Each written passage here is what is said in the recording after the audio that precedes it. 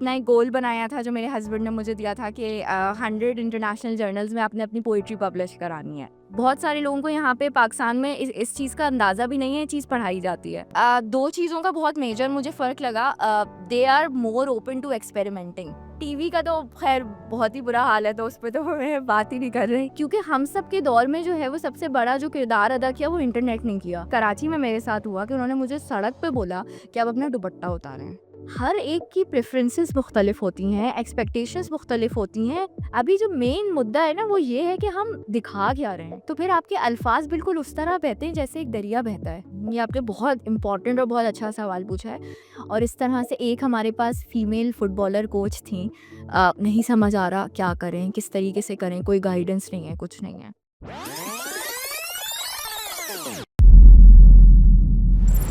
अस्सलाम वालेकुम everyone. I hope you all are doing great. आम आदमी हाजिर है आम आदमी पॉडकास्ट के एक नए एपिसोड के साथ। और आज का जो एपिसोड है वो करने से पहले मैं कुछ थोड़ा सा आज डिप्रेस्ड हुआ था। वो आपको मैं बताऊंगा पॉडकास्ट के एंड में कि वो डिप्रेशन क्यों था, वो डिप्रेस में क्यों था। तो दोस्तों, हमारी जो आज की वैसे पॉडकास्ट की जो गेस्ट हैं, इनका नाम है फ़िज़ा अब्बास।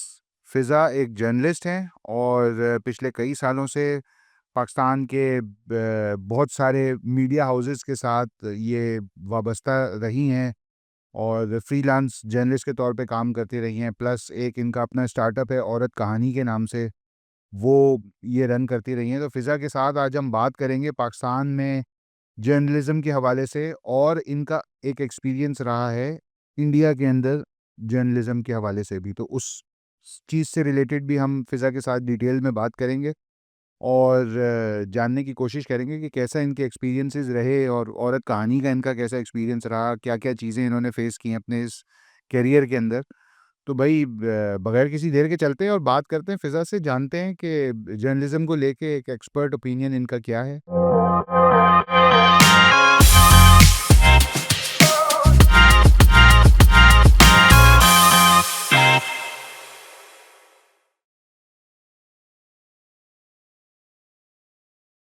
अस्सलाम वालेकुम फ़िज़ा, अस्सलाम वालेकुम। क्या हाल है आपके? अल्लाह का शुक्र, मैं ठीक हूँ। फ़िज़ा, थैंक यू सो मच कि आपने आज हमारी इस पॉडकास्ट के लिए टाइम निकाला। और मेरी जब से ये मैंने पॉडकास्ट का सिलसिला शुरू किया था ना, मैं हमेशा ये सोचता था कि किसी ऐसे जर्नलिस्ट को मैंने अपने पास बुलाना है कि जिनके साथ खुल के बात हो सके।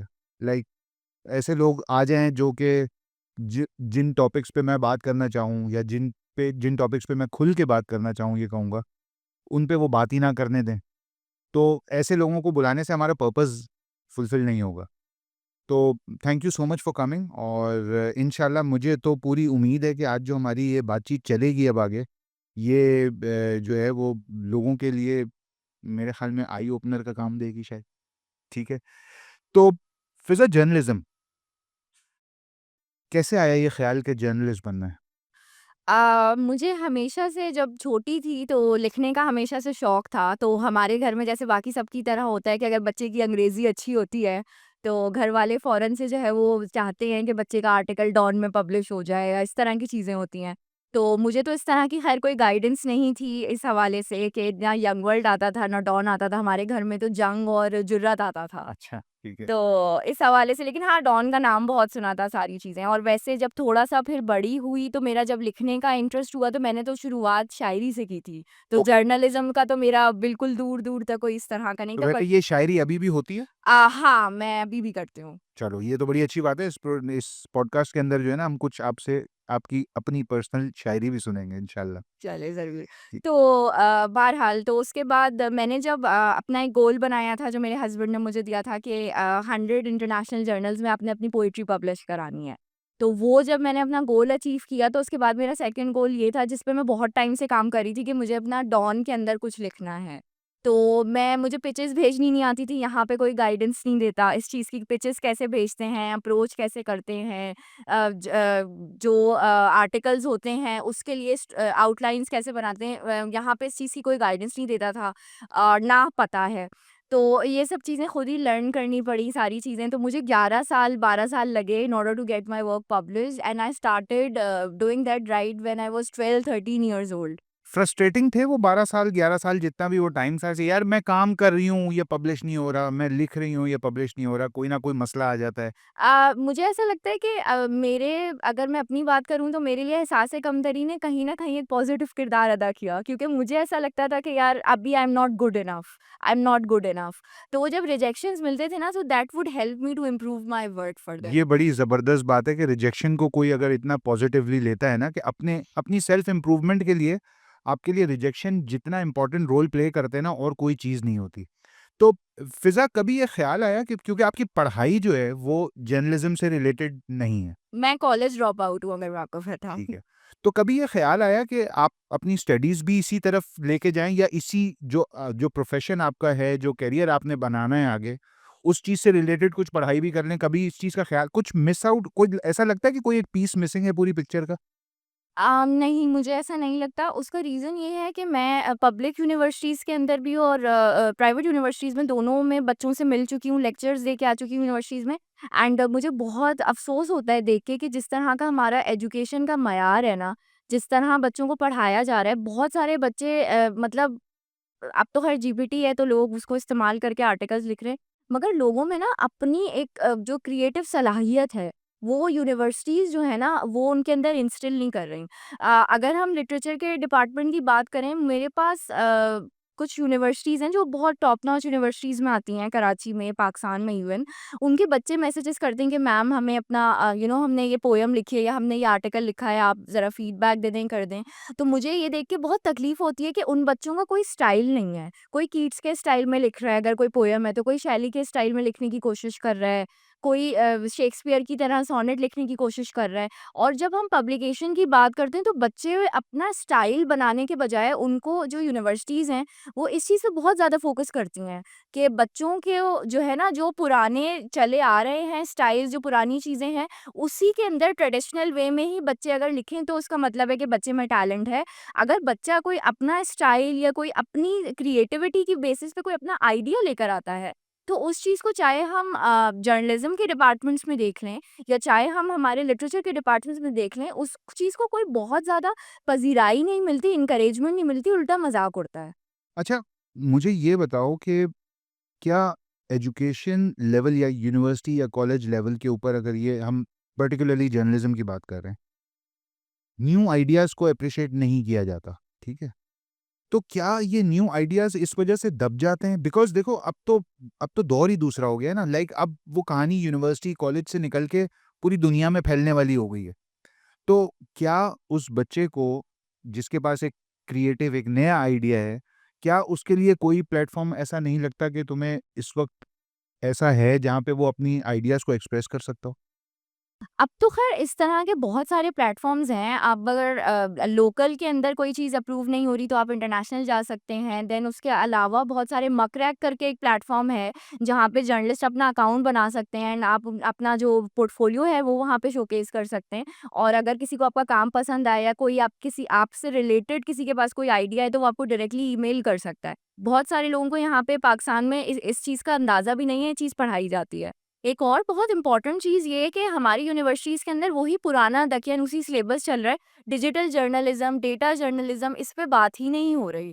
मैं खुद अभी आजकल जो दौर है उसके अंदर एक जर्नलिस्ट वो जर्नलिस्ट से ज़्यादा उसकी वैल्यू है, जो कि सिर्फ़ लिखता नहीं है, उसको वीडियोज़ शूट करने भी आते हैं, उसको इमेजेस लेनी भी आती हैं, उसको इंटरव्यूज़ करने भी आते हैं। एक मल्टीमीडिया जर्नलिज़्म का दौर है और अब आगे जाके ज़्यादा जो हम जा रहे हैं वो डेटा जर्नलिज्म की तरफ भी जा रहे हैं। तो आगे जाके जो मुझे समझ आ रहा है वो ये कि मल्टीमीडिया जर्नलिज्म या डेटा जर्नलिज्म का दौर है।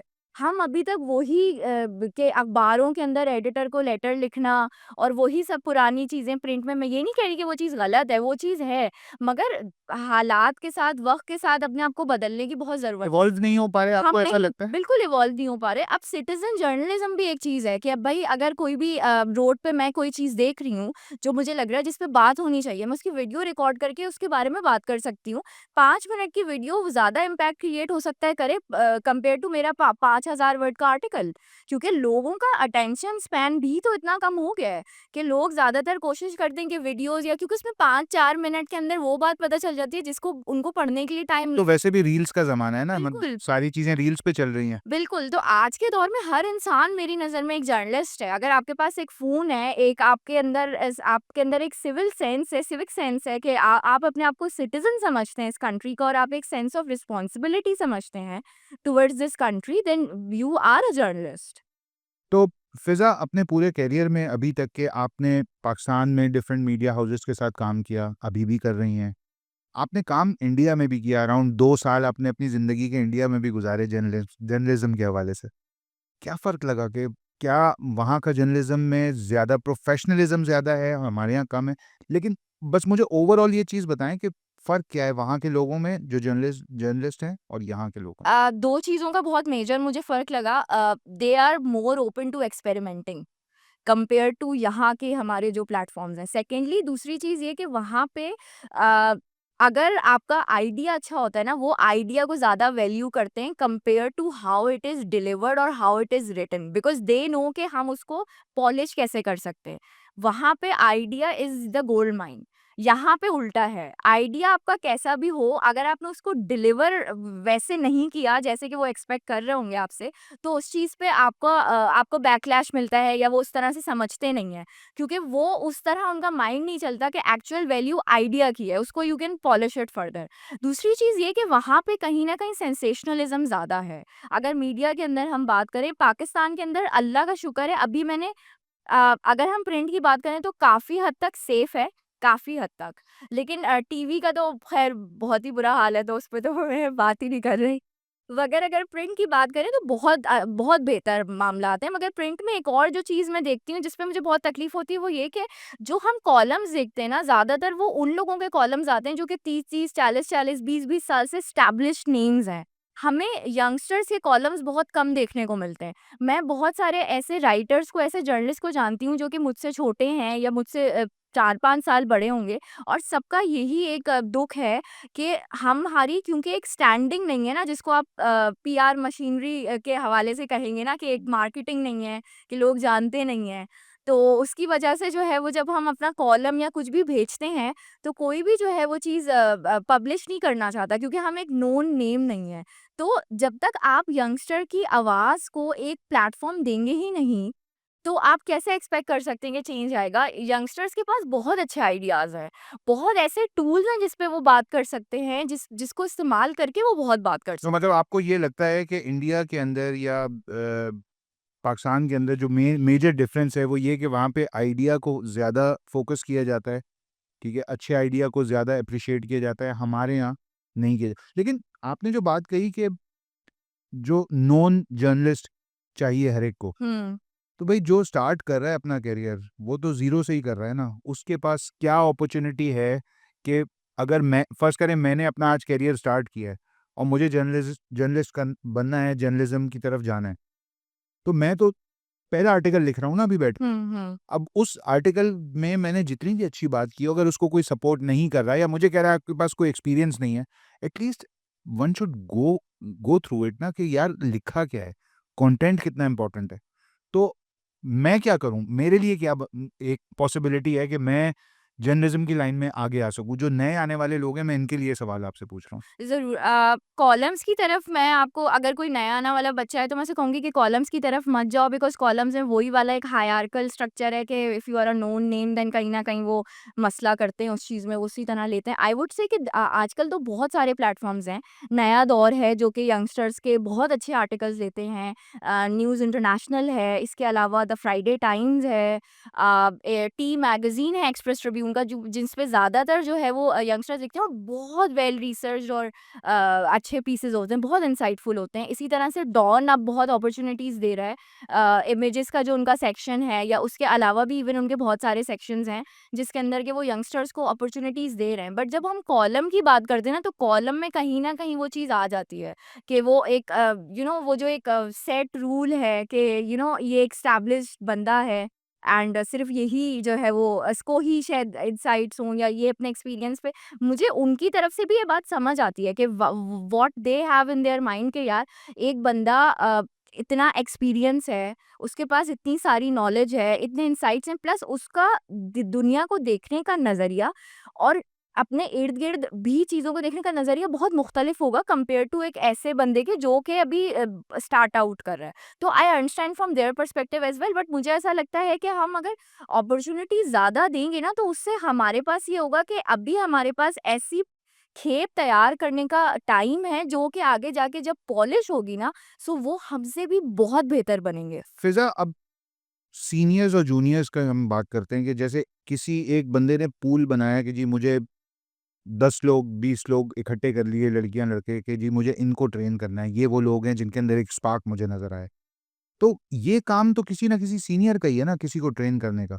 तो आप समझती हैं कि हमारे यहाँ जो सीनियर लिखने वाले लोग हैं, जो सीनियर जर्नलिस्ट हैं, वो तैयार हैं नई खेप को बनाने में, नए लोगों को आगे लेके आने में?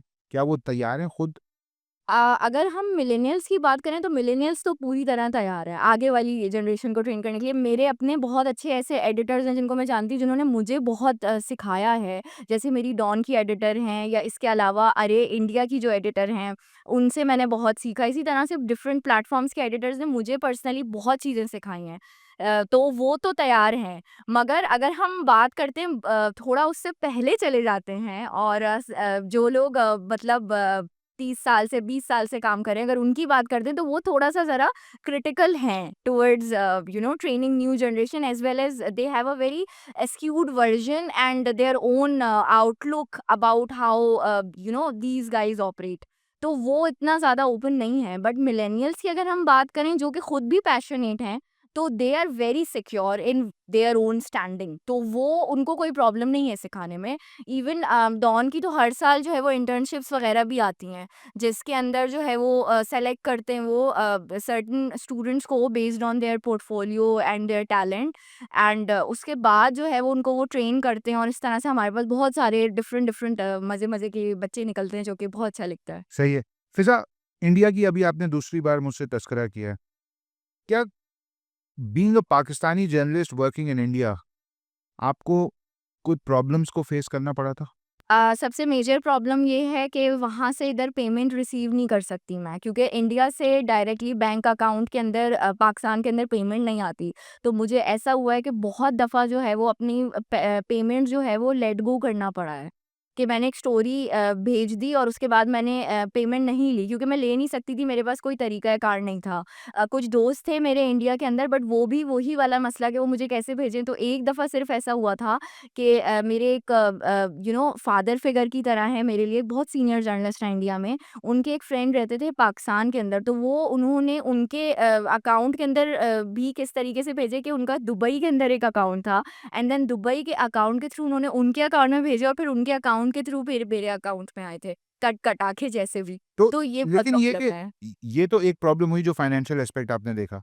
क्या लोगों के बिहेवियर में कोई डिफरेंस आपको नज़र आया कि यार नहीं, इससे क्या बात करेंगे, ये तो पाकिस्तान से आई है? नहीं, ये मैंने नहीं देखा। उल्टा मैंने एक और इंटरेस्टिंग चीज़ ये देखी कि they are more open to hearing our perspectives. Especially अगर हम मीडिया हाउसेस के अंदर बात करें, और अगर कोई सिचुएशन इस किस्म की होती है, जैसे कि अभी करंटली इंडिया पाकिस्तान की सिचुएशन टेंस चल रही है, तो मेरी एक बहुत एक बहुत फेवरेट प्लेटफ़ॉर्म है जहाँ पे मैं हमेशा से लिखना चाहती थी। It's a very known platform.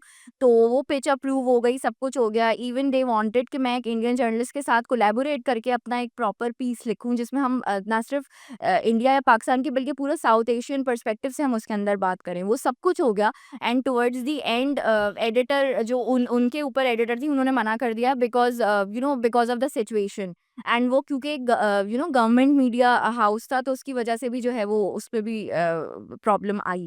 तो ये एक अभी सिचुएशन की वजह से थोड़ा-सा एक ये प्रॉब्लम चल रहा है, बट मैंने कभी नहीं देखा कि कोई मुझे किसी ने डिस्करेज किया हो या कुछ इस तरह की चीज़ हुई हो। जबकि मज़े की बात इवन ये है कि मैंने जब शुरू-शुरू में लिखना शुरू किया था, तो तब मैं एक प्लेटफ़ॉर्म होता है अरे इंडिया करके एक प्लेटफ़ॉर्म होता था, तो उसका कंटेंट मुझे बड़ा मज़े का लगता था, और मैं पढ़ती थी फ्री टाइम में अपने। तो मेरा एक छोटा-सा गोल था कि मुझे अपना काम वहाँ पे भेजना है। तो उस टाइम पे I was not a good writer, like अगर मैं अभी बात करूँ आप आज से 10-12 साल पहले की, so I was just like pretty average. तो बट मेरा आइडिया उन्हें अच्छा लगा, तो they help me work on it, they help me polish it and then they published it. फिर इसी तरह से मैंने एक ऐसे ही बैठ के वेले टाइम के अंदर मैंने एक कॉमेडी स्केच लिखा, तो उसके बाद वो मैंने उन्हें भेजा एंड वो कॉमेडी स्केच जो है वो उन्हें बहुत अच्छा लगा एंड उसके बाद वो उसके ऊपर एक प्रॉपर वीडियो बनाना चाह रहे थे, बट एट दैट टाइम थोड़ा उनका अपना एक ओवरहॉल चल रहा था डिपार्टमेंट में, तो वो उस तरह से पैन आउट नहीं हुआ। वही चीज़ मैंने जब वहाँ पे उन्होंने मुझे बोला कि भाई अभी हमारा थोड़ा सा ये इंटरनल एक चक्कर चल रहा है, उसके बाद जब मैंने यहाँ पे भेजा वो जो यहाँ के प्लेटफॉर्म्स है, तो यहाँ पे मतलब अप्रूव करना तो छोड़ें, रिप्लाई भी नहीं किया मुझे एडिटर्स ने। तो ये भी एक प्रॉब्लम है कि यहाँ पे रिस्पॉन्सेज़ नहीं आते। वहाँ पे एटलीस्ट अगर आपकी कोई चीज़ रिजेक्ट हो जाती है, so they always let you know कि it's not working for us या समथिंग लाइक दैट। यहाँ पे ये है कि you don't get to hear from the editor. अच्छा, इसको अगर मैं सिंपल वर्ड्स में कहूँ कि वो लोग हमसे ज़्यादा प्रोफेशनल हैं, हाँ, बिल्कुल, बिल्कुल, ये तो बात ये सही ये है। बात सही ये बात सही है, ये बात ठीक। सही है। अच्छा, फिज़ा जर्नलिज़्म कुछ लोग बहुत तारीफ़ करते हैं, कुछ लोग बहुत बुराइयाँ करते हैं। मेरा अपना पर्सनल ओपिनियन ये है कि हमारे यहाँ जो मीडिया है, किसी भी छोटी स्टोरी को बड़ा बना देना और किसी भी बड़ी स्टोरी को गायब कर देना, ये उनके लिए बड़ा आसान काम है। लिफ़ाफ़ा सहाफ़ी और ये सारी चीज़ें हम सुनते रहते हैं। क्या बिक गया हमारा मीडिया? कह सकते हैं कि हम डूबते को तिनके का सहारा, क्योंकि अभी भी बहुत अच्छी इन्वेस्टिगेटिव रिपोर्टिंग हो रही है। कम परसेंटेज है ऐसे लोगों की जो अभी भी सच बात कर रहे हैं, मगर एटलीस्ट है। पहले जो था वो बिल्कुल ही जो है वो बहुत सारी चीज़ें ये होती थी कि पहले 50-50 का एक रेशियो होता था हमारे पास कि 50% सच जा रहा है और 50% द रेस्ट। अब थोड़ा-सा ये हो गया है कि वो रेशियो और भी ज़्यादा जो है ना कम हो गया है। आप समझ लें 20-70 20-80 का सीन हो गया है। क्या वो इतना कम हो गया है बिकॉज़ लोगों को थ्रेट्स मिलते हैं, डॉक्सिंग होती है, पर्सनल इन्फॉर्मेशन लीक कर देते हैं, बहुत सारी इस तरह की चीज़ें होती हैं। मेरे अपने साथ 2 इस तरह के इंसिडेंट्स हुए जिसको मैंने रिपोर्ट भी किया लेटर ऑन, बट उस टाइम पे पर्टिकुलरली मेरे लिए बहुत ट्रॉमेटिक थे। ये कराची के अंदर आज से कोई 2 साल पहले की बात है, दिसंबर के अंदर मैं अपने हस्बैंड के साथ ये जो हसन स्क्वायर पे ठेले लगे होते हैं किताबों के, पुरानी किताबों के, वो ले खरीदने के लिए बाइक पे जा रही थी। तो हम लोग ये जहाँ पे पहले अलादीन होता था उधर हमारी उधर से हमारी बाइक गुज़र रही थी।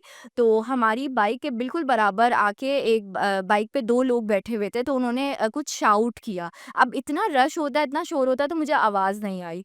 फिर वो हम लोगों की बाइक थोड़ा-सा आगे गई, तो उसके बाद फिर उन्होंने इसी तरह वो हमें कॉन्स्टेंटली फ़ॉलो कर रहे थे। तो मुझे ऐसा लगा कि पता नहीं क्या कह रहे होंगे। कभी-कभार ऐसा होता था कि मेरा दुपट्टा जैसे टायर में आने लगता था, तो अक्सर लोग कहते थे कि बाजी दुपट्टा ऊपर कर ले या इस तरह की चीज़। तो मुझे लगा कोई इसी किस्म की बात होगी, तो मेरे हस्बैंड ने कहा कि आप अपना दुपट्टा ऊपर कर लें, शायद इसीलिए कुछ बोल रहे होंगे। ख़ैर ये मैंने कर लिया। उसके बाद फिर हम लोग जब हमने वो सिंदबाद वाला जो पुल है वहाँ पे हम पहुँचे, तो उसके बाद उन्होंने एकदम से चीखना शुरू कर दिया कि बाइक रोकें, बाइक रोकें। तो हम लोग एकदम से परेशान हो गए कि क्या हुआ है? तो उन्होंने कहा बाइक रोकें, मैं आपको कह रहा हूँ बाइक रोकें। बहुत ज़्यादा शाउट किया और वो हमें कॉन्स्टेंटली फ़ॉलो कर रहे थे, और उन्होंने फिर वहाँ पे आहिस्ता-आहिस्ता करके जो लोग बाकी लोग भी जा रहे थे क्राउड के, उन्होंने उनको भी इकट्ठा कर लिया। और मैंने फिर अपने हस्बैंड से घबरा के कहा कि यार आप बाइक रोक दें, पता नहीं क्या मसला हुआ है। उसके बाद उन्होंने मुझे कहा कि ये जो आपने दुपट्टा पहना हुआ है, इसके ऊपर जो है उस पे अरेबिक कैलीग्राफी हुई हुई थी बेसिकली। ये जो मंटो ने इस तरह के दुपट्टे निकाले, तो उस पे समझ लें हुरूफ-ए-तहाजी लिखी हुई थी, बट वो लग ऐसे रहा था कि शायद अरेबिक कैलीग्राफी है कुछ भी, एक्चुअली वो उर्दू के ही हुरूफ-ए-तहाजी थे। तो उन्होंने मुझसे कहा कि इस पे अल्लाह रसूल का नाम लिखा है। मैंने कहा मैं मुसलमान हूँ, मैं क्यों मतलब इस तरह की कोई चीज़ करूँगी? कह रहे हैं आप बेहुरमती कर रहे हैं। मैंने कहा मैं मतलब उनकी मानने वाली मैं क्यों बेहुरमती करूँगी? मेरी कोई ऐसी इंटेंशन नहीं है। और आप देख लें इस पे क्या लिखा हुआ है। तो उन्होंने कहा आप दुपट्टा उतारें। रात के 10 बजे ये कराची में मेरे साथ हुआ कि उन्होंने मुझे सड़क पे बोला कि आप अपना दुपट्टा उतारें। हाँ, ये चीज़ें बिल्कुल हैं, बल्कि इनफैक्ट यही चीज़ अगर आप वो देखें जो वो लाहौर वाला जो वाक़या उससे हुआ। पहले मेरा हुआ था जब मैंने अपने इस स्टोरी पे मैंने डिप्लोमेट के लिए आर्टिकल लिखा था, और मैंने पहले फेसबुक पे लिखा था एंड देन फिर उस पे बहुत सारे लोगों ने मुझे कहा कि ये अटेंशन सीकिंग के लिए कर रही है, या इसको शायद फॉरेन फंडिंग मिल रही होगी, इस तरह की कोई चीज़। ये एग्जैक्टली मैंने 6 महीने पहले रिपोर्ट किया था, क्योंकि मुझे इस चीज़ का डर था कि एक अगर चीज़ मेरे साथ हुई है तो ये किसी के साथ भी हो सकती है। यहाँ पे कोई इस तरह की प्रोटेक्शन नहीं है, हम लोग वैसे ही बहुत वल्नरेबल सिचुएशन में होते हैं, ना कि सिर्फ as journalist but also as women. तो मैंने उसके बारे में रिपोर्ट किया। मेरे लिए उस पे बात करना भी बहुत मुश्किल था, क्योंकि जब मैं उस पे बात कर रही थी तो वो चीज़ मेरे दिमाग में मुस्तकिल एक मूवी की तरीके से तो चल उस रही चीज़ थी। से रिलेटेड कोई आर्टिकल लिखा, कहीं कुछ जी, बिल्कुल, करने मैंने की कोशिश डिप्लोमैट के लिए उसके ऊपर एक आर्टिकल लिखा, और उसके बाद फिर मुझे कई लोगों ने पॉडकास्ट के लिए भी उस टाइम पे रीच किया कि आप इस टॉपिक पे बात करें। तो मैंने इस टॉपिक पे बात भी की लोगों से कि भई मेरे साथ ये चीज़ हुई है, ये इंसिडेंट हुआ है। उसके बाद मुझे 1-2 लोगों ने रीच आउट करके बताया कि लाहौर में या एक और 2 जगहों के उन्होंने नाम लिए थे, सिंध के अंदर कोई जगह थी ग़ालिबन, कि यहाँ पे मेरी एक बहन थी, उन्होंने भी इसी तरह से उस पे सिंधी कैलीग्राफी हुई थी, और वहाँ पे किसी ने उनको जो है वो इसी तरह से पॉइंट आउट किया था, और उनको बोला था कि आपने ये मतलब इस काफ़ी तरह थ्रेटनिंग होता है, ये सारी ये चीज़ें काफ़ी ये थ्रेटनिंग होती तो उन्होंने जब मैंने इस पे बात की तो उन्होंने मुझे ख़ैर ये बात बताई, और उसके लिटरली 6 महीने के बाद हमने वो लाहौर वाला इंसिडेंट देखा। फिर उसके बाद मैंने और मेरे हस्बैंड ने उसके ऊपर एक कैंपेन भी चलाई कि हलवा इज़ नॉट ब्lasphemy करके। हमने एक प्रोफाइल पिक्चर्स अपनी चेंज की, और उसके बाद हमारे जो दोस्त थे हमने उनको भी कहा कि भई आप इस कैंपेन में पार्टिसिपेट करें। तो बहुत ज़्यादा लोगों ने पार्टिसिपेट नहीं किया था, क्योंकि कहीं न कहीं एक डर होता है। बट मैंने और मेरे हस्बैंड ने 3-4 महीने उस कैंपेन पे काम किया, और हमने अपनी प्रोफाइल पिक्चर्स उस तरह से की और कॉन्स्टेंटली इस टॉपिक पे बात की। फिर एक और मेरे साथ इंसिडेंट हुआ था। मैं यूएन वुमेन के लिए एक प्रोग्राम हुआ था जेंडर बेस्ड वायलेंस के हवाले से, जिसके लिए मैं मोइंजो-दारो गई थी 2022-23 के टाइम पे। तो वहाँ पे जब वो इवेंट वगैरह ख़त्म हो गया तो उसके बाद हम लोग बेंच पे बैठे हुए थे वहाँ पे, और वेट कर रहे थे कि कोई गाड़ी या कुछ मिल जाए तो फिर हम वापस जो है वो अपने जहाँ पे हम रुके हुए थे होटल, हम वहाँ पे जाएँ। तो उसके अंदर क्या हुआ कि वहाँ पे एक आंटी थी जो कि मतलब उन मेरे पास आईं कि चाय पी लें ये वो। अब वो इवेंट कुछ इस नौइयत का था कि वहाँ पे जो कि विमेन स्मॉल बिज़नेस ओनर्स हैं, उनको यूएन विमेन ने सपोर्ट किया था कि आप अगर आपको हम वसाइल देते हैं, रिसोर्सेज़ देते हैं, अगर आप अपने कोई बिज़नेसेस वग़ैरह सेटअप करना चाहें। तो वो उस हवाले से था कि उन्होंने अपनी जो-जो चीज़ें वो वसाइल इस्तेमाल करके बनाई थी, उसका वो एक छोटा-सा एग्ज़िबिशन की तरह से था, जिसमें उन्होंने मीडिया को भी बुलाया था और बाकी सारे लोगों को। मैं वो कवर करने बेसिकली गई थी, तो क्योंकि मेरी हर स्टॉल पे हर ही आंटी से बात हुई थी, तो वो लोग सब मुझे जानते थे, क्योंकि मेरी सबसे काफ़ी देर तक मैंने बात की। बाकी सब लोग जो थे त त त तस्वीरें खिंचवा के सिर्फ़ जा रहे थे, हुँ। और मैं जो थी वो उनसे सबसे बात कर रही थी, और उनसे उनकी चीज़ें भी खरीद रही थी जितनी मैं खरीद सकती थी। तो एक अच्छी बॉन्डिंग मेरी बन गई। तो वहाँ पे जब मैं बैठी हुई थी बेंच पे, तो वो आंटी आई कि बेटा चाय पी लें, चाय पी लें। तो मैंने कहा नहीं, नहीं आंटी वो तो ख़ैर फिर वो ज़बरदस्ती के वो लोग बहुत मेहमान नवाज़ होते हैं, तो वो मुझे ले गईं कि नहीं बेटा आप चाय पिएँ। वो तो मैं उनके स्टॉल पे चली गई, तो वो और उनके हस्बैंड मिलके एक छोटा-सा अपना मोइंजो-दारो के अंदर जो पार्क है वहाँ पे उनका एक स्टॉल सा था, तो वो दोनों चला रहे थे, तो उनसे बातें हुई, सब कुछ हुआ।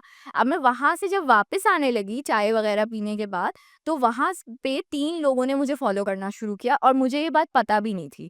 मैं जब वापस आके बेंच पे बैठी हूँ, तो मेरे हस्बैंड बिल्कुल हाई अलर्ट पे बैठे हुए थे, और कॉन्स्टेंटली वो देख रहे थे। और इवन जब मैं आके बैठ भी गई ना, तो मतलब all those guys were still staring at me, and they were still looking at के कौन हूँ मैं, and all those kind of things, and they were giving very threatening looks, जो कि इत्तेफ़ाक से मैं किसी और ज़ोन में थी, तो मुझे इतना ध्यान नहीं रहा।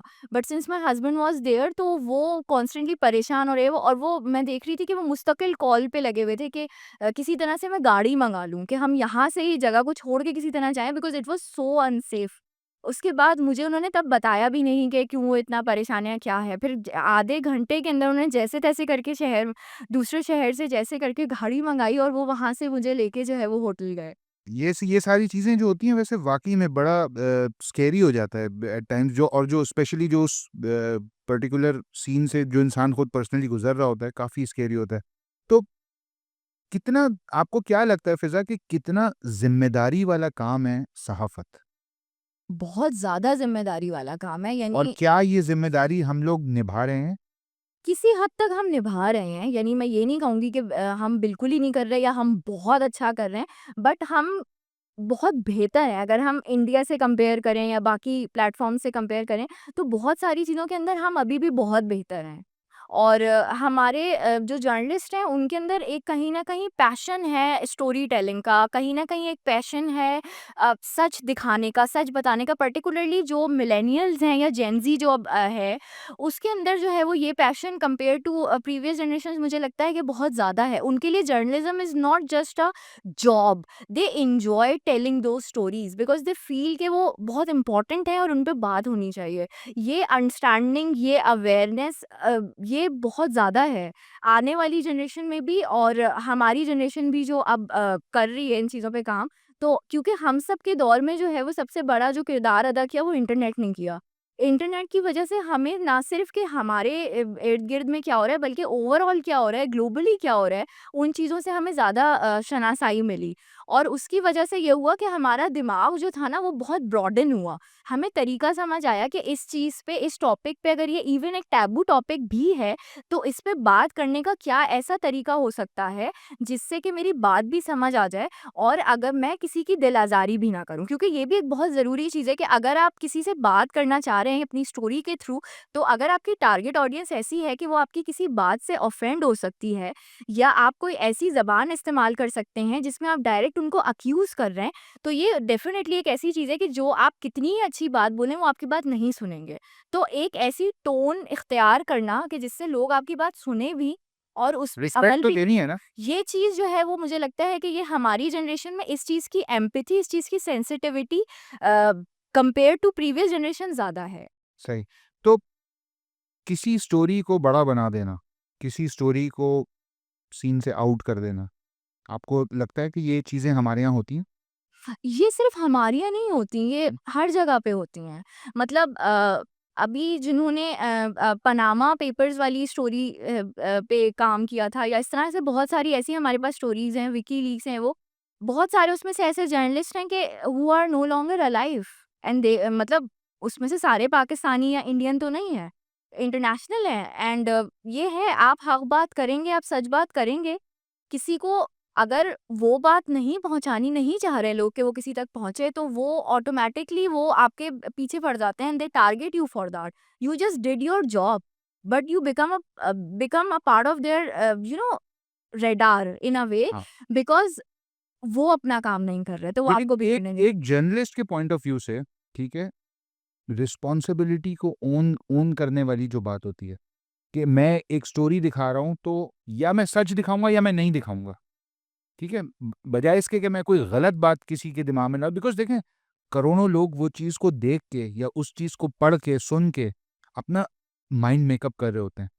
अगर उन लाखों करोड़ों लोगों का गलत माइंड मेकअप होगा ना, तो बजाय इसके कि आप सोसाइटी को कोई फ़ायदा दे रहे हो, आप नुकसान दे दोगे। तो बिल्कुल। आपको लगता है हमारे यहाँ जर्नलिस्ट जो हैं वो इस बात का ख़्याल रखते हैं? इसमें बड़ी मज़े की बात ये है कि अगर वो इवन बहुत सारे रखते भी हैं और बहुत सारे नहीं भी रखते। मगर आजकल एक बड़े मज़े की चीज़ ये है कि लोगों को भी ना जितना ज़्यादा डिजिटल लिटरेसी हमारे यहाँ बढ़ रही है ना उतना ज़्यादा लोगों को भी समझ आ रहा है कि सिक्के की दोनों साइड्स देखनी है। तो लोगों का ये होता है कि वो हर तरह की चीज़ उस टॉपिक से रिलेटेड पढ़ते हैं। तो लोगों को भी कहीं न कहीं वो चीज़ समझ आ रही होती है कि कौन-सी चीज़ जो है वो कॉन्स्पिरेसी है, कौन-सी चीज़ कौन किसको सपोर्ट करने की नीयत से ये बात कह रहा है, किसका क्या इसका हिडन एजेंडा है। तो आजकल लोगों में भी डिजिटल लिटरेसी बहुत बढ़ गई है। तो सहाफ़ियों को भी क्या पार्टी के पेरोल पे रखा जाता है हमारे यहाँ? जी बिल्कुल, होता है ये? ये होता है। तो ये चीज़ें तो मुझे लगती थी कि ये होती हैं, बट ये कि right from a journalist mouth मुझे ये चीज़ पता चली, बट ये कि ये तो मेरे ख़्याल में हर जगह होता है। पूरी दुनिया में ये चीज़ें होती जी, हैं। बिल्कुल, बिल्कुल। कोई कोई सहाफ़ी किसी पार्टी को, और मतलब देखें, कोई ना कोई वो इंसान भी तो है ना सहाफ़ी, जो भी जर्नलिस्ट है वो इंसान भी है, किसी न किसी पॉलिटिकल पार्टी को सपोर्ट भी करता है। ज़रूरी नहीं कि वो उसके पेरोल पे भी हो, बट ये कि उसका झुकाव उस पार्टी की तरफ ज़्यादा हो जाता है, बिकॉज़ उसके जो उसका जो दिमाग है उसके पार्टी के मंशूर से जो है वो मैच कर रहा होता है। तो आपके साथ आपकी शख्सियत के जो कुछ और पहलू हैं फ़िज़ा। मैं इस पे एक बात बोलना चाहती हूँ जो आपने अभी ज़िक्र किया कि अगर पार्टी पेरोल पे नहीं भी होते तो वो एक इंसान भी हैं और अपनी भी एक ओपिनियन होता है या एलिजेंस होती है। तो इसके हवाले से मैंने एक किताब पढ़ी थी जिसके अंदर जो डायरेक्टली इस चीज़ को एड्रेस नहीं कर रही थी बट उसमें बड़ी एक अच्छी बात थी कि अगर आप किसी को सपोर्ट भी कर रहे हैं ना, चाहे आप एज अ इंसान करें, चाहे आप एज अ जर्नलिस्ट करें, तो आप फिर उस चीज़ को भी हाईलाइट करें जब वो अगर कोई मिस्टेक्स कमिट कर रहा है, और उसको ओन भी करें as as as a person, भी उसे ओन करें और उस पर बात भी करें इवन एज अ जर्नलिस्ट। तो फिर you will stay true to your field of journalism, and being a human, being somebody who is talking about something that they are really passionate about initially, and then उसके बाद आके जब उन्हें सच पता चला या उनको उसके हवाले से कोई ऐसा नुक्ता पता चला जो उन्हें लगा कि कम्युनिकेट करना ज़रूरी है, तो उन्होंने ऐसा नहीं किया कि उस नुक्ते को छुपा लिया, उस नुक्ते पे भी बात की, और बिल्कुल वैसे ही की जैसे कि उन्होंने पॉजिटिव्स पे बात की, बिल्कुल नेगेटिव्स पे बिल्कुल वैसे ही बात की। तो मैं ये कहना चाह रही थी कि that's what you can do. अगर अलीजेंस होना बुरी बात नहीं है, आप किसी को भी सपोर्ट कर सकते हैं, मगर फिर उसकी गलतियां भी हाईलाइट करें। भाई फिजा, आपकी लिखी हुई तहरीरें जो है हमारे यहाँ कोर्ट रूम का हिस्सा भी बनी है, जी बिल्कुल। ठीक है? मैंने कुछ चीज़ें देखी थी इस बारे में, तो वो क्या क्या कहानी हुई थी, वो क्या ड्रामा था जिस पे एक मज़ीद ड्रामा क्रिएट हुआ और फिर वो ड्रामा रुक गया? वो स्टोरी मुझे ज़रा बताएँ ना। अच्छा जी, बिल्कुल। एक हादसा करके एक ड्रामा आज से 2-3 साल पहले एयर हुआ था, चैनल का नाम मुझे इस वक़्त याद नहीं है। तो उन्होंने जो मोटरवे रेप इंसिडेंट हुआ था लाहौर में, जिसने पूरे नेशन को जो है वो हिला दिया था, उसको उन्होंने उसकी कंसेंट के बगैर सर्वाइवर की, उसको पूरा मीडिया पे वो एयर कर दिया, और विद नो डिग्निटी। शी जो प्रोटैगनिस्ट थी उसके अंदर, she was a victim and she was helpless, and जिस तरीके से उन्होंने वो दिखाया, that was very traumatic, not just for the viewers but above all जिसकी वो कहानी थी in reality, she was very traumatised. तो इसके हवाले से जो उनकी एक फ्रेंड थी, उन्होंने इस पर ट्वीट भी की कि उनके ऊपर इसका बहुत, क्योंकि जो इस तरह के सर्वाइवर्स होते हैं उनको पीटीएसडी डेवलप हो जाता है, पोस्ट ट्रॉमेटिक स्ट्रेस डिसऑर्डर जिसको हम कहते हैं, कि इतने ट्रॉमा से जब आप गुज़रते हैं ना, तो आपके लिए उससे निकलना बहुत मुश्किल हो जाता है। एक तो ये इस चीज़ का ट्रॉमा कि आपके साथ एक वाक़या हुआ है, फिर इस चीज़ का ट्रॉमा कि आपके साथ आपका पूरा कुनबा, आपकी पूरी फैमिली, उसने भी वो सब कुछ फ़ेस किया है। उनकी तरफ से भी कहीं न कहीं विक्टिम्स जो है, सर्वाइवर्स ट्रॉमा लेते हैं। तो डबल दोहरा एक आपके लिए एक ज़िम्मेदारी और एक ट्रॉमा हो जाता है। वो अपने आप को भी आपको सँभालना होता है और अपनी फैमिली को भी देखना होता है। तो वो उन्होंने इस चीज़ का ख़याल किए बगैर उनकी पूरी कहानी जो थी वो मंज़र-ए-आम पे लोगों के लिए ड्रामे की शक्ल के अंदर जो है वो दिखाई, और उसकी वज़ह से उनके लिए बहुत एक दर्दनाक एक एक एक्सपीरियंस हुआ जो एक्चुअल सर्वाइवर थी। तो उसपे बहुत सारे लोगों ने ट्वीट की और सारी चीज़ें की, तो मैंने इसके हवाले से डॉन के अंदर एक आर्टिकल लिखा, रिव्यू किया। वो ड्रामा पहले मैंने खुद देखा, और as somebody who has been abused twice during her childhood, I could not watch that serial without crying myself. वो इतना ट्रॉमेटिक था मेरे लिए, जिसने सिर्फ एक अब्यूज़ सर्वाइव किया है। नाउ इमेजिन कि एक रेप सर्वाइवर जिसकी वो कहानी है, उसके लिए कैसा होगा वो एक्सपीरियंस? बिकॉज़ वो ऑलरेडी इतनी इतनी तकलीफ़ से, इतनी मुश्किलों से गुज़रे हैं, और फिर वही चीज़ अगर उनको सामने बैठ के टीवी पे भी चलाना शुरू कर दें, बिल्कुल। तो मतलब ये तो सिर्फ़ हम बात ही कर सकते हैं कि उनके दिमाग की क्या हालत हुई। एग्जैक्टली, तो वो उस पे मैंने बात की, और उसके लिए फिर मैंने साइकोलॉजिस्ट से और साइकोफिजियोलॉजिस्ट एंड लॉयर्स एंड जजेस, बहुत सारे लोगों से मैंने बात की, क्योंकि मैं चाह रही थी कि मैं अगर सिर्फ एक अपना ओपिनियन शेयर करूँ ना कि ये नहीं होना चाहिए, एवरीबडी नोज कि ये नहीं होना चाहिए, बट इट स्टिल हैपेंड। तो मैंने लीगल पर्सपेक्टिव भी लिया, इसमें साइकोलॉजिकल पर्सपेक्टिव भी मैंने लिया कि ट्रॉमा सर्वाइवर के ऊपर इसका क्या इम्पैक्ट होता है, और लीगली पैमरा को हमने देखा है कि अगर किसी अच्छे टॉपिक पे ड्रामा बनता है, तो वो कहीं न कहीं उनके लिए वो उसको फ़हाशी या बेशर्मी का नाम देके वो उसको नोटिसेस इश्यू कर देते हैं। उदारी, बहुत अच्छा ड्रामा, बहुत अच्छे टॉपिक पे बना, नोटिस इश्यू हुए। इसी तरह से डर सी जाती है सिला, जो कि मैं समझती हूँ कि one of the best dramas जो कि हमने सेक्सुअल हैरेसमेंट या सेक्सुअल अब्यूज़ के टॉपिक पे बनाया है, जिसमें हम सेंसेशनलाइज़ नहीं कर रहे हैं। जैसी जो चीज़ है हम वैसे ही बता रहे हैं। बहुत बेहतरीन लिखाई है उसकी। वो उनको नोटिसेस इशू हुए इन दोनों ड्रामों को जिनका मैंने अभी तज़किरा किया, और ये इतने उम्दा टॉपिक्स पे, और ये टॉपिक्स ऐसे हैं कि जो हमारे यहाँ के मसले हैं और उन पे बात होनी चाहिए, उनको नोटिसेस इशू हो जाते हैं। और यहाँ पे एक ऐसा ड्रामा है जो कि किसी की रियल लाइफ को फ़िक्शन के तौर पे दिखा रहा है, just for the sake of TRPs, और उसके ऊपर जो है वो पैमरा नोटिस इशू नहीं कर रहा। तो मैंने इस पे बहुत ज़्यादा रिसर्च भी किया, लोगों से भी बात की, एंड देन उस पे फिर मैंने आर्टिकल भी लिखा। एंड देन फिर उसके बाद एक लॉयर, बैरिस्टर हैं बल्कि, उन्होंने उसमें से कुछ आर्ग्यूमेंट जो हैं वो कोर्ट के अंदर भी इस्तेमाल किए। ग़ालिबन वो उनका केस फाइट कर रहे थे या उससे रिलेटेड किसी चीज़ पे काम कर रहे थे, उसी केस से रिलेटेड, या ये जो हादसा ड्रामा है इसके हवाले से, क्योंकि कैंपेन चल रहा था। तो बहरहाल उन्होंने मेरे आर्टिकल को रीट्वीट किया, और उसमें से उनको पॉइंट्स मिले बहुत सारे, तो उन्होंने मुझे उस चीज़ के लिए बहुत अप्रिशिएट भी किया।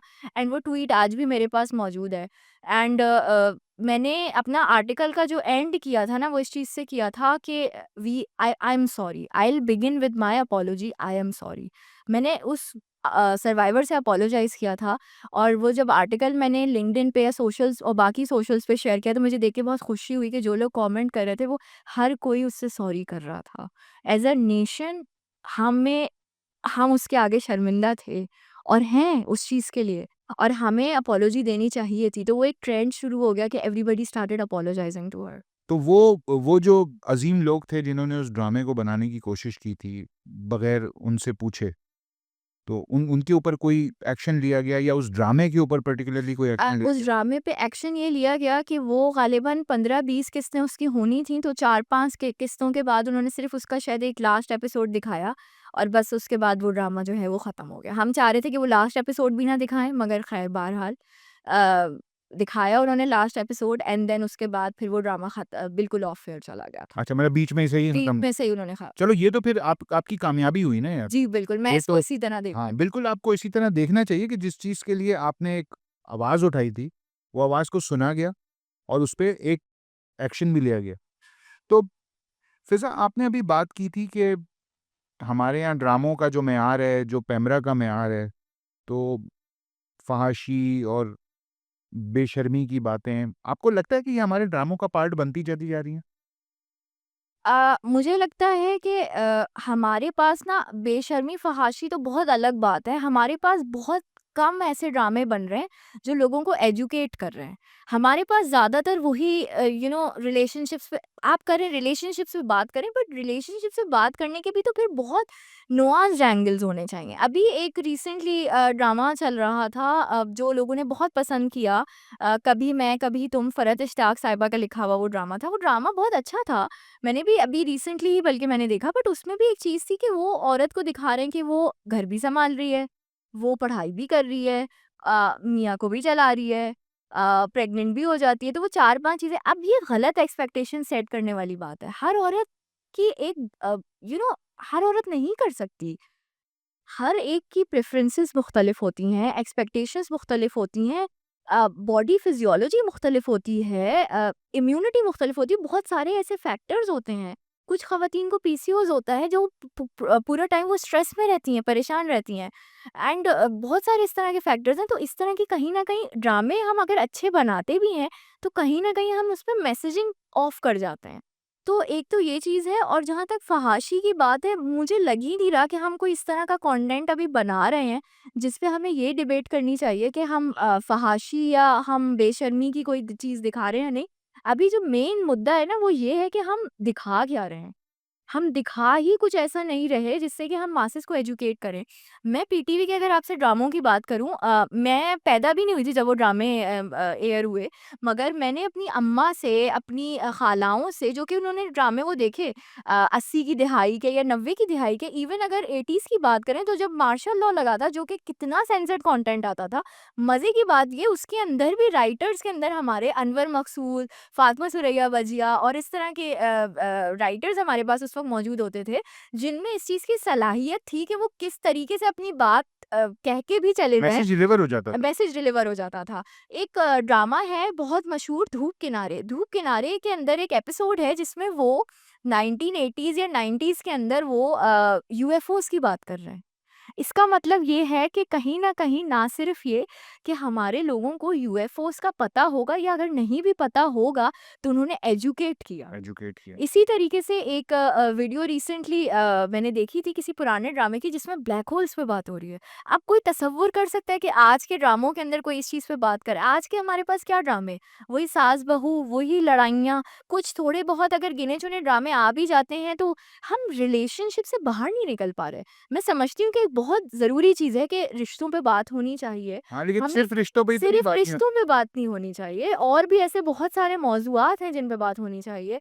बहुत अच्छे ड्रामे थे, अल्फा, ब्रावो, चार्ली, तालीम बालगान, इतने अच्छे हमारे पास ड्रामे होते थे। अब क्या वजह है, इवन लूज़ टॉक जिस पे अनवर मकसूद साहब ने नहीं, हम वो एक शेल में चले जाते हैं ना, हम जाते चले जा रहे हैं उस शेल के अंदर कि यार उससे बाहर क्या हो रहा है हमें परवाह ही नहीं है।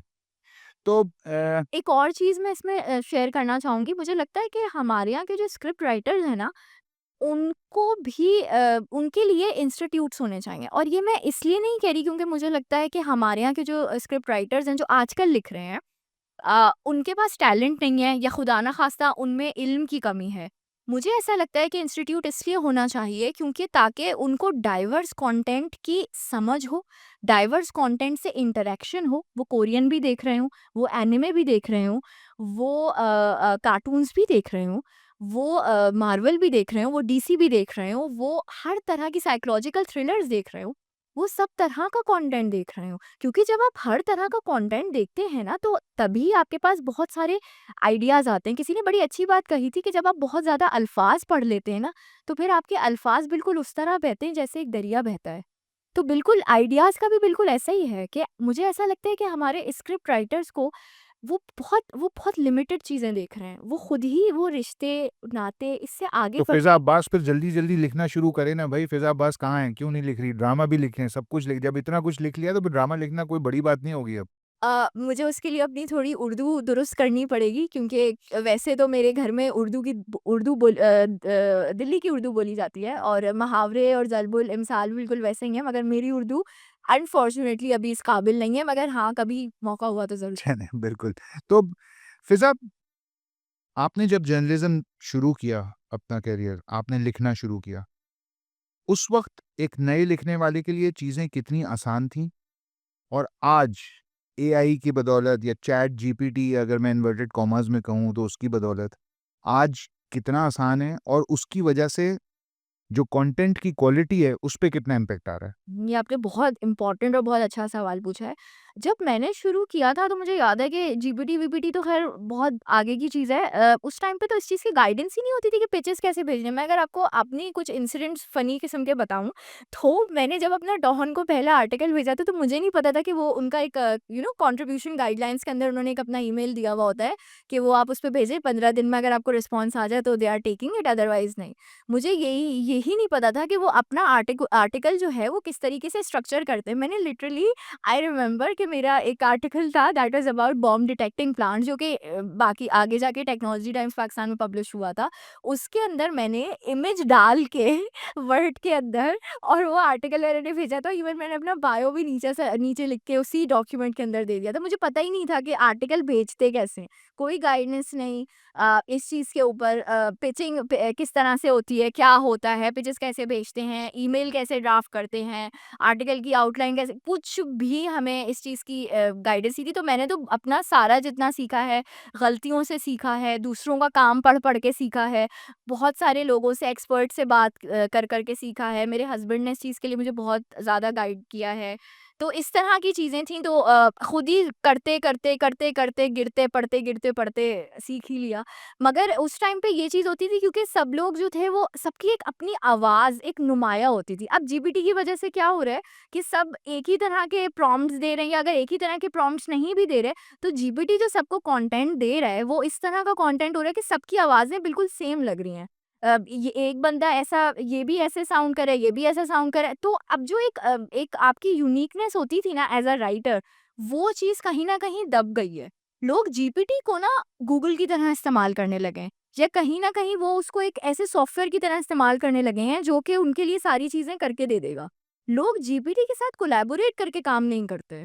जीपीटी के साथ कोलैबोरेट करने से मेरी मुराद ये है कि आप उसके साथ आइडियाज़ डिस्कस करें। आप उससे बात करें कि आपके ज़हन में 50 आइडियाज़ आ रहे हैं, आप उससे जैसे आप एक नॉर्मल इंसान से बात करते हैं, आप बिल्कुल वैसे उससे बात करें कि भाई मेरे ज़हन में ये आइडियाज़ आ रहे हैं, क्या बेहतर लग रहा है, क्या हो रहा है? आप उसके साथ कोलैबोरेट करें, ना कि आप उसको इस तरह से इस्तेमाल करें कि भाई मेरा काम कर दो। वो आपका ब्रेन का रिप्लेसमेंट नहीं है। ह्यू आइडियाज़ आपको अपने ब्रेन से ही निकालने चाहिए, वो आपके हाथों की रिप्लेसमेंट बन तो सकता है। लेकिन डू यू थिंक कि जो अब नए लिखने वाले जो लोग हैं, जो नए जर्नलिस्ट हैं, उनके लिए क्वालिटी कॉम्प्रोमाइज़ हो रही है because of this AI inclusion? कहीं न कहीं बहुत हद तक हो रही है बिकॉज़ एक तो यहाँ पे लोगों को प्रॉम्प्ट इंजीनियरिंग नहीं आती, इस पे कोई बात नहीं करता कि प्रॉम्प्ट्स कैसे सिखाएँ। अक्सर अगर जॉब एप्लीकेशंस भी चाहे आप न्यूज़ रिपोर्टर की देखें, चाहे सिंपली कंटेंट राइटर की देखें, उसके अंदर एक चीज़ होती है कि हमें एआई जनरेटेड आर्टिकल्स नहीं चाहिए। एआई जनरेटेड आर्टिकल्स आपको नहीं चाहिए मगर आपको ये बात भी समझने की ज़रूरत है कि एआई जो है वो एक प्रेज़ेंट है और एक फ्यूचर है। आप उसको इग्नोर नहीं कर सकते। आप क्या चीज़ बेहतर कर सकते हैं कि लोगों को बेहतर प्रॉम्प्ट्स देना सिखाएँ और उनसे कहें कि भाई आइडियाज़ आप जनरेट करें। आप जिस तरह से हम दीवार के ऊपर एक बॉल मारते हैं ना, उस तरह से आप अपने आइडियाज़ बाउंस ऑफ करें। कुछ आइडियाज़ आप लेकर आएँ, कुछ उससे कोलैबोरेट करें, सिनर्जी बिल्ड करें। इसी तरीके से आइडियाज़ बनेंगे और इसी तरीके से आपकी एक अपनी आवाज़ होगी। अपने आप को जज ना करें इस चीज़ के लिए कि एआई से अपने आप को कंपेयर ना करें, मवाज़ना नहीं करें क्योंकि वो एक you know it's a machine learning software. You are a human being at the end of the day. आपकी लिमिटेशंस ऑब्वियसली होंगी, but that's what makes you beautiful. Your imperfections are what makes you distinct from everybody. सबकी imperfections बहुत मुख्तलिफ है। एक मैंने कहीं आज से बहुत साल पहले एक बड़ी मज़े की मैंने कहीं चीज़ पढ़ी थी कि हर इंसान वैसे तो सेम है, सबके पास 2 आँखें हैं, 1 नाक है, होंठ है, बाल हैं, मगर सबकी दोनों आँखें भी मुख्तलिफ हैं, नाक भी मुख्तलिफ है और होंठ भी मुख्तलिफ है हुँ, और बाल भी मुख्तलिफ है। बिल्कुल। तो ये तो यही वो बिल्कुल चीज़ है। ये तो क्रिएटर का कमाल है ना, कि उसने किस बिल तरीके से क्रिएट किया है, हर बिल चीज़ को एक दूसरे से अलग बनाया। बिल्कुल। तो फ़िज़ा आपकी शख्सियत का एक दूसरा पहलू जो है ना, जिस पे मैं बात करना चाह रहा हूँ, वो है औरत कहानी, ठीक है? क्या है ये औरत कहानी? मतलब औरतों की वैसे ही इतनी कहानियाँ चलती रहती हैं यार, घर में भी औरतों की कहानी, बाहर भी औरतों की कहानी। ये औरत कहानी स्पेसिफ़िकली आपकी ज़िंदगी में जो है, ये क्या है? औरत कहानी बेसिकली एक ऐसा इनिशिएटिव है जो मैंने और मेरे हस्बैंड ने लिया। हमें जब महसूस हुआ कि हमारे पास 2 तरह की सेगमेंट्स हैं ख़वातीन का। एक तो वो हैं जो कि माशाल्लाह से बहुत सक्सेसफुल हैं, बहुत इंस्पिरेशनल हैं और दूसरी वो हैं जो कि अभी स्ट्रगल कर रही हैं। नहीं समझ आ रहा क्या करें, किस तरीके से करें, कोई गाइडेंस नहीं है, कुछ नहीं है। तो मैंने और मेरे हस्बैंड ने ये सोचा कि क्यों ना हम एक ऐसा इनिशिएटिव लें जिसके अंदर हम उन ख़वातीन की स्टोरीज़ बयान करें जो कि बहुत ज़्यादा इंस्पिरेशनल हैं, उनकी सक्सेस स्टोरीज़ पे बात करें, उनसे उनके एक्सपर्ट ओपिनियंस लें ताकि जो ख़वातीन ऐसी हैं जो कि अभी इस चीज़ के लिए स्ट्रगल कर रही हैं, चाहे वो गाँव में रहती हैं, चाहे वो शहर में रहती हैं, चाहे वो 2 बच्चे पाल रही हैं, चाहे वो सिंगल है, चाहे वो किसी भी तबके से बिलॉन्ग करती हैं, उनके सामने एक मॉडल हो, उनके सामने एक ऐसी फ़िगर हो जिसको देख के कि उनको एक इंस्पिरेशन भी मिले और उनको एक उनके लिए एक प्रेसिडेंट भी सेट हो कि हाँ, मुझे ये चीज़ें करनी हैं, मुझे ये स्टेप्स लेने हैं, अगर ये सक्सेसफुल हो सकती हैं, तो मैं भी हो सकती हूँ। तो एक कहीं न कहीं एक कॉन्फिडेंस बिल्डिंग एक्सरसाइज़ भी आप कह सकते हैं। तो ये बेसिकली मैंने इसके लिए इनिशिएटिव लिया और अभी भी हम इस पे काम कर रहे हैं, हम इसकी वेबसाइट पे काम कर रहे हैं, काफ़ी टाइम से हम काम कर रहे हैं बिकॉज़ ये इतना एक्सटेंसिव प्रोजेक्ट है जो कि मैं और मेरे हस्बैंड इस पे इतना ज़्यादा डेडिकेटेड हैं कि इस पे हम एक दिन में ये खड़ा नहीं हो सकता। तो हम इस पे लिटरली 2 साल से सिर्फ ब्रेनस्टॉर्मिंग कर रहे हैं। और उसके साथ-साथ कॉन्स्टेंटली हम इसके रिलेटेड चीज़ें कर रहे हैं। जैसे हमने पिछले साल centre of excellence for women studies Karachi university के अंदर एक पूरा सेमिनार ऑर्गेनाइज़ करवाया वुमेन्स डे पे जो हमने स्पॉन्सर किया थ्रू औरत कहानी, जिसमें हमने फर्स्ट वुमेन बैंक की प्रेज़िडेंट को भी इनवाइट किया। अ, खाना घर की जो फाउंडर हैं उनको भी इनवाइट किया। एक हमारे पास फीमेल सुपरिटेंडेंट भी मौजूद थीं। औरत फाउंडेशन की जो इस वक़्त कर्ता धर्ता हैं वो भी उसमें मौजूद थीं और इस तरह से एक हमारे पास फीमेल फुटबॉलर कोच थीं। और उसके साथ-साथ हमने उन ख़वातीन को भी बुलाया जो कि अभी रिसेंटली कराची यूनिवर्सिटी से पास आउट हुई हैं वो बच्चियाँ, ताकि जो भी वहाँ पे ऑडियंस है या जो भी लोग देखें उनको दोनों पर्सपेक्टिव्स मिलें। उन लोगों के भी मिलें जो कि हाईली सक्सेसफुल हैं, उन लोगों के भी मिलें जो कि अभी फील्ड में न्यू हैं and they are trying to do their best. तो वो वो हमने एक प्रोग्राम किया था इधर सेंटर ऑफ एक्सीलेंस के अंदर। और उसके बाद हमने उन लोगों का उनका पहले यूट्यूब चैनल नहीं था, तो हमने उनका यूट्यूब चैनल भी इनफैक्ट लॉन्च करवाया। एंड अब वो यूट्यूब चैनल उनका है एंड उस पे वो इनिशिएटिव्स वगैरह अपने जो भी उनके होते हैं या प्रोग्राम्स होते हैं वो वहाँ पे अपलोड करते हैं। इसके अलावा अगर औरत कहानी के मैं और इनिशिएटिव्स की बात करूँ तो मैं कॉन्स्टेंटली ख़वातीन के हवाले से आर्टिकल्स लिख रही हूँ डिफरेंट प्लेटफॉर्म्स के अंदर। एक मैंने एक्सक्लूसिव स्टोरी की थी पैड वुमेन ऑफ पाकिस्तान, जिनसे मेरी मुलाकात हुई थी जब मैं यूएन वुमेन के इवेंट के लिए गई थी। तो वहाँ पे कुछ ख़वातीन से मेरी मुलाकात हुई जो कि पैड्स बनाती हैं। और वो अगर हम कमर्शियल जो भी हमारे पास एंटिटीज़ हैं जो कि वही प्रोडक्ट्स बनाती हैं उससे काफ़ी सस्ते बनाती हैं और वो सारे घर में बनाती हैं, वो होम ग्रोन हैं। और रोहड़ी के रीजन के अंदर से उन ख़वातीन का ताल्लुक़ है। तो उसके ऊपर मैंने उनकी पूरी स्टोरी की थी। 2 एक मैंने उनका इंटरव्यू किया था और एक मैंने उनकी पूरी जो भी स्टोरी है वो कवर की थी कि वो किस तरीके से बनाती हैं, क्या करती हैं, क्या उनका विज़न है। तो उससे ये फ़ायदा हुआ था कि उनको जो है वो सेल्स के अंदर काफ़ी बूस्ट मिली थी। और अभी भी बल्कि मेरी पिछले ही हफ़्ते उनसे बात हो रही थी कि अब क्या अपडेट है, अब आप लोग क्या कर रहे हो? तो उन्होंने मुझे सबसे पहले तो यही कहा कि उस आर्टिकल की वजह से उनको ये हुआ कि अब तक लोग उनको रीच आउट कर रहे हैं, क्योंकि मैंने एक चीज़ उसमें की थी कि मैंने उनका नंबर डाल दिया था उनसे पूछ के। ओके। क्योंकि मेरा मकसद सिर्फ़ ये नहीं था कि वो आर्टिकल पब्लिश होता है। मेरा मकसद ये था कि इससे इम्पैक्ट क्या आ सकता है? तो इम्पैक्ट ये आ सकता है कि यार मतलब उन लोगों के बारे में लोगों को पता चले और उनकी जो प्रोडक्ट्स वो बना रही हैं वो बिकें। तो मैंने उनका ऐसे ही नंबर डाल दिया था। तो उसके बाद उन्हें काफ़ी फ़ायदा हुआ, सब कुछ हुआ। अब तक लोग उन्हें कॉल कर रहे हैं, उनको ऑर्डर्स भी मिल रहे हैं। मगर उनको जो उसमें से जो मेन बंदी थी जिसका कि वो आइडिया था और जो उस पे काम कर रही थी, उसको काफ़ी परेशानियाँ भी उसकी वजह से हुई। उसको बहुत ज़्यादा थ्रेट्स फेस करनी पड़ी अपनी ही कम्युनिटी के अंदर। अब जो रीसेंट अपडेट है, और अभी भी वो उसने बंद कर दिया वो काम because of those threats and everything. उसकी लाइफ़ पे जब बात आ गई तो फिर उसके अम्मी-अब्बू ने उसको इवन शहर मूव करवा दिया। So now she is living in a different city. तो ये एक और एंगल है जिस पे कि मैं अब चाह रही हूँ कि मैं इसको एक अपडेट के तौर पे इस पे बात करूँ कि अगर हम यहाँ पे कोई इनिशिएटिव लेना भी चाहते हैं ना, तो कहीं न कहीं हमारे रास्ते के अंदर जो है वो लोग जो है वो आसानियाँ करने के बजाय स्टम्बलिंग ब्लॉक्स जो है वो अटका देते हैं, ताकि वो चीज़ें हम अच्छे इनिशिएटिव्स भी जो है वो पाया तक मील तक नहीं पहुँच पाते यहाँ पे। सही। तो फ़िज़ा, थैंक यू सो मच यार कि आज आपने टाइम निकाला है हमारी इस पॉडकास्ट के लिए और ऐसी बातें की हैं जो लाइक जिनको करने के लिए मैं 1 साल से वेट कर रहा था कि कोई यहाँ पे आके बैठे और मेरे साथ ये बातें करे। तो thank you so much for coming और मेरी तो दुआ है कि अब आपके जो भी अपकमिंग प्रोजेक्ट्स हैं उसमें अल्लाह ताला बरकत डाले और आप अब जल्द अज़ जल्द उनको पूरा करें और thank you so much for coming. जज़ाकल्लाह and thank you so much. दुआ में याद रखिएगा।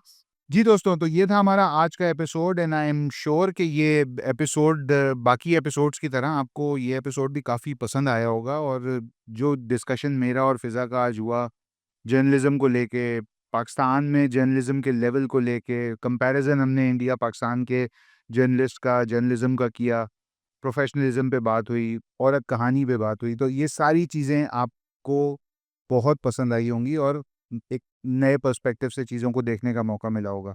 जो शुरू में मैंने आज आप लोगों से बात की थी वो कुछ इस हवाले से थी कि मैं आज थोड़ा-सा डिप्रेस था बिकॉज़ भई आप लोगों को ये बताना ज़रूरी है बिकॉज़ आप सारे लोग जो हैं मेरी इस आम आदमी फैमिली का हिस्सा हैं और आप लोगों से डिस्कशन किए बगैर या आप लोगों को कोई चीज़ बताए बगैर मैं नहीं समझता कि मुझे कोई भी काम करना चाहिए। तो कुछ अरसे के लिए हम जा रहे हैं इस आम आदमी पॉडकास्ट से एक ब्रेक लेने के लिए। पॉडकास्ट को ख़त्म नहीं कर रहे लेकिन एक ब्रेक ले रहे हैं वक़्ती तौर पे। जल्दी दोबारा आपके साथ दोबारा से जुड़ जाएँगे और पॉडकास्ट के हवाले से नए गेस्ट और नई चीज़ें दोबारा से लाइन अप होंगी इंशाल्लाह, लेकिन एक वक़्ती तौर पे छोटा-सा ब्रेक आ रहा है। ये ब्रेक सिर्फ़ पॉडकास्ट का है और इस ब्रेक के दौरान आप देखेंगे कि कुछ चीज़ें नई लाने का प्लान है मेरा कि मैं आप लोगों के लिए कुछ नई चीज़ें लेके आऊँ, किसी नए तरीके से हम बात करें।